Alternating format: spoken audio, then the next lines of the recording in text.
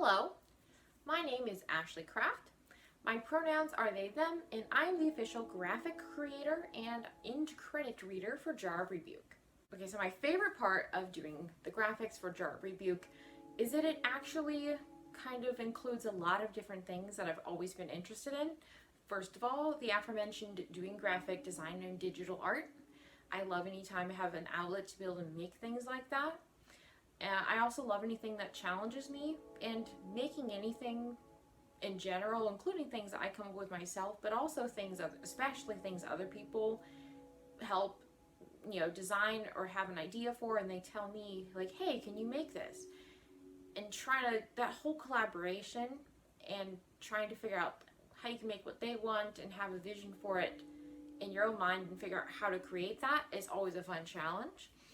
I also really like it because it involves a lot of things I've always been interested in. Ever since I was a kid, I have been really interested in supernatural and paranormal type things. When I was about 12, I think it was, I actually had a website about cryptids. And when I say website, I don't mean I just had a blog. I wrote the HTML.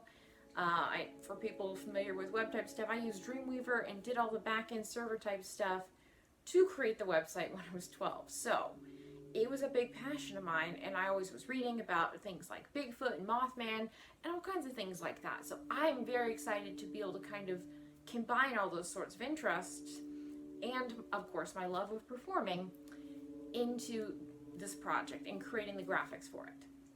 The most fun part is being able to take all those different influences and things and be able to put them into something, and then have that something that I've created be used to help promote a podcast that I think is super, super awesome, and I'm just super excited to be part of.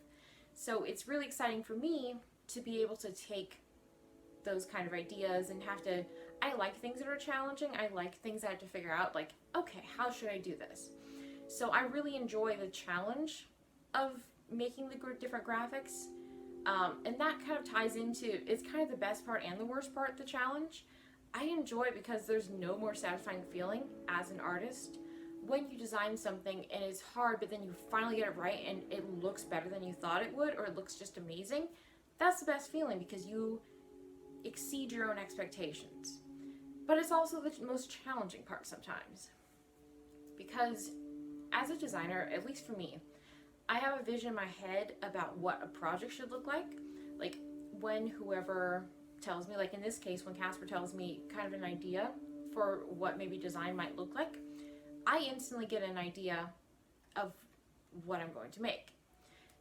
But the thing is that it doesn't always end up being something feasible. Like in my mind, the proportions of things might work out, but when I actually go to make the graphic, they may not work so well. Or it might be something that I might have to create something more from scratch rather than being able to use, find a helpful reference image. So it's not always, it's like I may know what it should look like, but it's not always easy to put that onto paper, so to speak.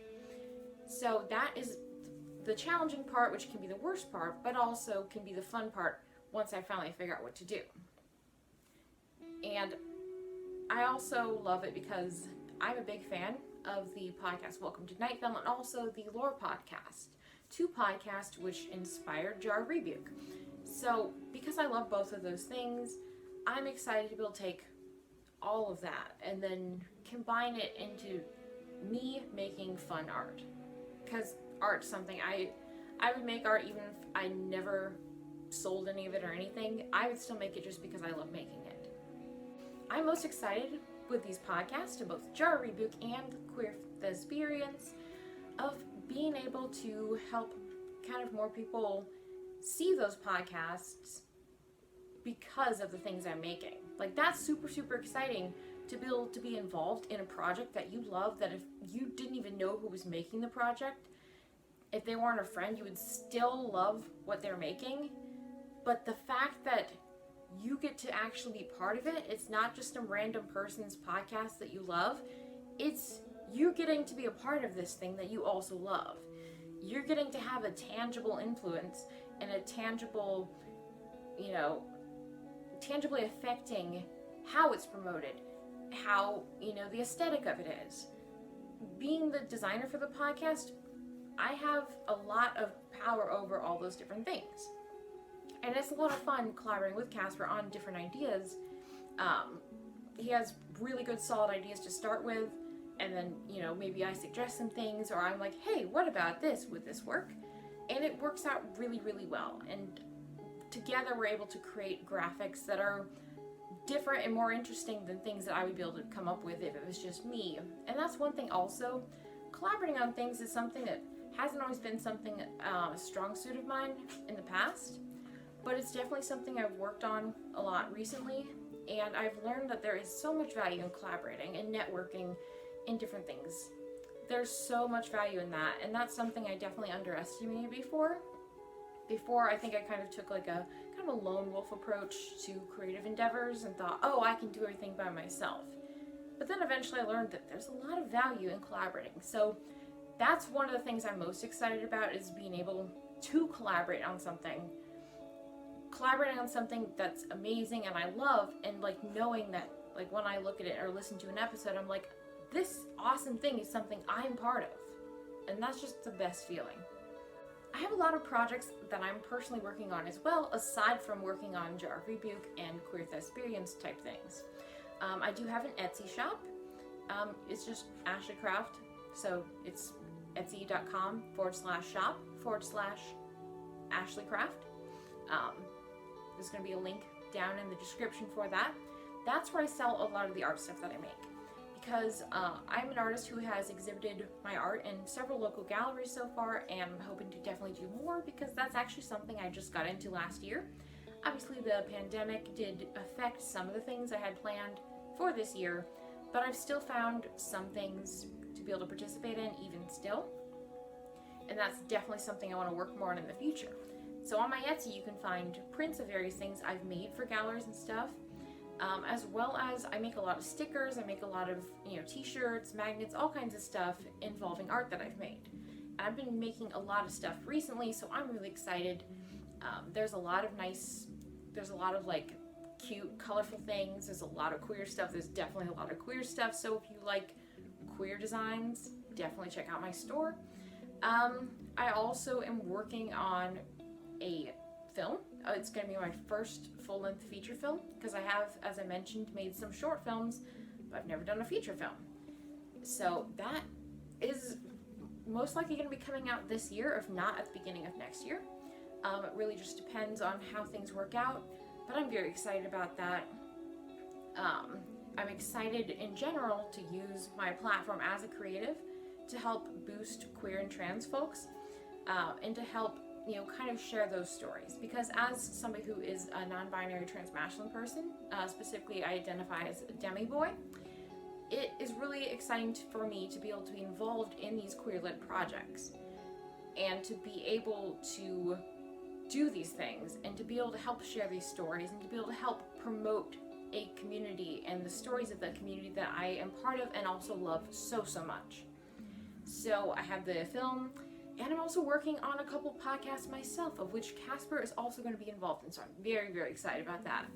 I have one that's a fiction podcast, and it's going to be announced fairly soon. Very excited about that one. And I also have 2 nonfiction podcasts. So, keep looking at the social media. My social media links are going to be below for that. So, keep an eye on that. You'll get to see updates and stuff with my projects as soon as those updates are ready to be posted. Because I can tell you there's a lot of exciting stuff I have ready to go, and it's going to be announced soon. But mostly I'm just excited to be part of an awesome queer community, in the sense of the different projects and things that I'm working on. Because that's something that me as a teenager would have benefited me so much, to have media like Queer Thesperience and Jar of Rebuke and all of the different projects. It would help me so much, because that was, about a decade ago that I started realizing, hey, I'm queer, I'm trans. And back then, and with how the world was, and also with my household back then, I didn't have a lot of that kind of, encouragement and that kind of good influences. I didn't have a lot of frame of reference and representation before any of that. So it's really meaningful to me now to be able to be part of something like Jar of Rebuke, which is a great queer story with a definitely queer heavy cast and crew. And to not only be making something like that and being part of making something like that, but also the fact that it exists in general, that's really meaningful to me. And I hope that other young queer and trans folks today, I hope that at least one listens to Jar Rebuke and feels a little less alone because of the story itself, but also the cast and crew, and knowing that there is a place out there for them. That's kind of the message I hope to kind of relay with anything that I do or any project that I'm part of, is I want people to have fun being themselves. I want people to know it's okay to be themselves. So any project I can be part of that helps boost that, either through having a diverse cast and crew or through having, a storyline that goes and tells those people's stories, that's super important to me. And that's just one of many reasons that I'm so excited to be part of the amazing Jar Rebuke podcast. Thank you.